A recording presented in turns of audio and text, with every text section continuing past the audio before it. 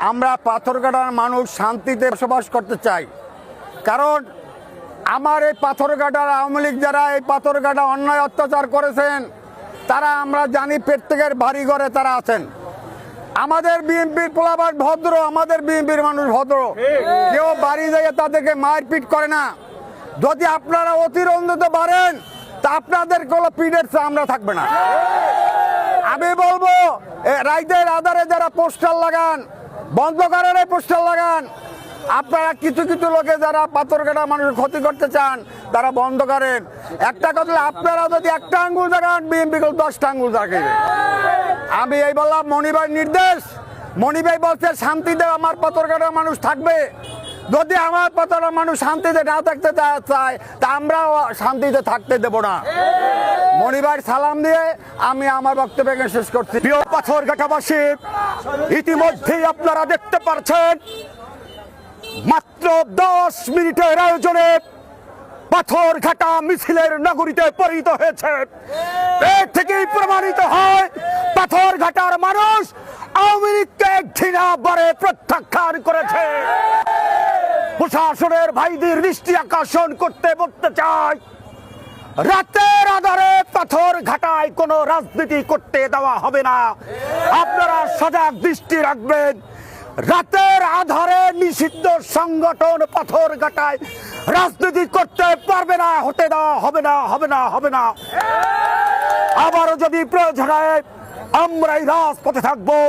আগামী দিন সকাল থেকে সন্ধ্যা পর্যন্ত রাজপথে সবাইকে থাকার আহ্বান জানিয়ে এই আমি আর বক্তব্য শেষ করছি। আসসালামু আলাইকুম রহমতুল্লাহ।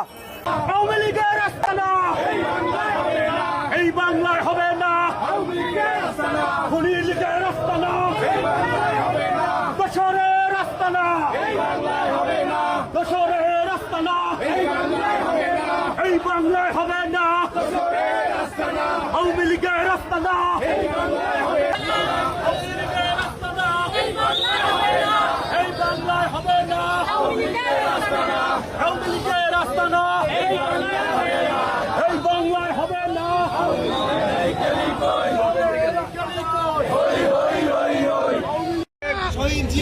প্রিয় পাথরঘাটাবাসী, ইতিমধ্যেই আপনারা দেখতে পাচ্ছেন মাত্র 10 মিনিটের আয়োজনে পাথরঘাটা মিছিলের নগরীতে পরিণত হয়েছে। এর থেকেই প্রমাণিত হয় পাথরঘাটার মানুষ আওয়ামী লীগকে ঘৃণা ভরে প্রত্যাখ্যান করেছে। প্রশাসনের ভাইদের দৃষ্টি আকর্ষণ করতে বলতে চাই, রাতের আধারে পাথরঘাটায় কোনো রাজনীতি করতে দেওয়া হবে না। আপনারা সজাগ দৃষ্টি রাখবেন। রাতের আধারে নিষিদ্ধ সংগঠন পাথরঘাটায় রাজনীতি করতে পারবে না, হতে দেওয়া হবে না, হবে না, হবে না। আবারও যদি প্রয়োজন হয় আমরাই রাজপথে থাকবো।